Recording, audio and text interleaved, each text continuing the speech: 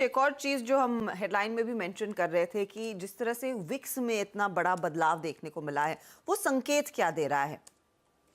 देखिए हजदा, मैं आज सुबह सुबह हमने इस चीज़ को हाईलाइट किया था। सुबह सुबह इंडिया विक्स कोलैप्स हुआ था और अभी अभी कुछ टाइम पहले इंडिया विक्स 9.93 पर आया। मतलब आई थिंक बहुत समय के बाद इंडिया विक्स ने 10 का लेवल ब्रीच किया है। ठीक है, अब इसका क्या मतलब है? एक बार मैं चाहूँगा कि थोड़ा बिग ब्रेकिंग में और नीचे इसको चलाएं एक बार इंडिया विक्स को कि 10 हमने ब्रीच किया है। इंडिया विक्स नॉर्मली क्या होता है? इंडिया विक्स आपको ग्रीड एंड फियर का एक इंडेक्स माना जाता है, फियर का इंडेक्स माना जाता है। इसकी शुरुआत एक्चुअली हुई थी सीबीओई विक्स के साथ, वो यूएस में होता था सीबीओई विक्स। उसके ही तर्ज पर हमने यहाँ पर एक इंडिया विक्स बनाया है। तो इंडिया विक्स आपको नॉर्मली बताता है कि अगर विक्स बढ़ रहा है तो मतलब मार्केट में डर है, और अगर विक्स कम हो रहा है तो मतलब मार्केट में थोड़ा सा एक कॉन्फिडेंस है। इस समय क्या हो रहा है? इस समय एक जो बड़ा क्वेश्चन है वो ये है कि क्या इंडिया विक्स इस समय ओवर कॉन्फिडेंस का एक साइन दे रहा है या फिर ब्रेकआउट का साइन दे रहा है? आई थिंक ये पता करना थोड़ा सा टफ है। और ज़्यादातर जो है ना, इंडिया विक्स नॉर्मली बड़े इवेंट जब निकल जाते हैं उसके बाद गिरता है। इस बार पहली बार मैं ऐसा नोटिस कर रहा हूँ कि इंडिया विक्स बड़े इवेंट से पहले ही गिर गया है। ठीक है ना, अब मैं आपको इंस्टेंस बताता हूँ प्रीवियस वाले जहाँ पर इंडिया विक्स इस तरीके से गिरा था। 23 मई 2019 को इंडिया विक्स 30% गिरा था और 16 मई 2014 को इंडिया विक्स 34% गिरा था। ये दोनों क्या थे? ये इलेक्शन आने के बाद वाले दिन थे। ठीक है, ये वर्डिक्ट आने के बाद वाले दिन थे। इस बार मार्केट ने इलेक्शन वर्डिक्ट से पहले ही इंडिया विक्स को इतना गिरा दिया। तो ये इसमें एक दिक्कत पता है कहाँ पे आएगी? इसमें एक दिक्कत बस अब ये आएगी कि मार्केट जो है वो इतना कॉम्प्लेसेंट हो गया है। आपने एक तरीके से इस चीज़ को मान लिया है कि अब ये रिस्क है ही नहीं मार्केट में।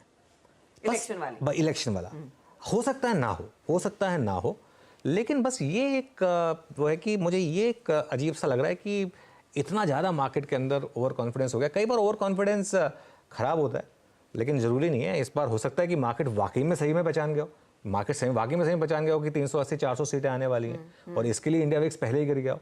ये पॉसिबल है, लेकिन खैर देखते हैं क्या होता है। फिर अनुज, मेरा एक फॉलोअप ये है कि अगर इंडिया विक्स अभी से वो थोड़ा सा डाइजेस्ट कर रहा है, तो फिर post elections if it all वो नंबर्स अचीव कर लेते हैं जो टारगेट बीजेपी का है, मार्केट में एक्शन बनेगा या नहीं? कि ये ना हो कि ये तो हमने पहले ही पचाया हुआ था। हाँ, ये तो है। ये तो पिछली बार भी 2 बार भी ये हुआ था। देखिए, पिछले 2 बार के इलेक्शन आउटकम आप अगर नोटिस करेंगे, मार्केट पहले ही भाग गया था। वर्डिक्ट आने के बाद मार्केट में कुछ बचा नहीं था, लेकिन उसके बाद एक्चुअल इवेंट आने के बाद ऐसा नहीं है कि मार्केट गिर जाता है। मार्केट कुछ टाइम के लिए चलता नहीं है, लेकिन उसके बाद मार्केट बहुत चलता है, उस डायरेक्शन में वापस चलता है मार्केट। तो चलेगा तो सही मार्केट, और ये मार्केट जाएगा इवेंचुअली 40,000 50,000 निफ्टी पर। लेकिन ये हो सकता है कि मई में एक बार, वो जून में एक बार आउटकम आने के बाद कुछ टाइम के लिए मार्केट थोड़ा सा कंसोलिडेट कर जाए, ये पॉसिबिलिटी है। ओके, तो कुछ कंसोलिडेशन, लेकिन फिलहाल जो संकेत है वो तेजी की तरफ ही बैठ रहे हैं, उसमें कोई दो राय नहीं है। आज के लिए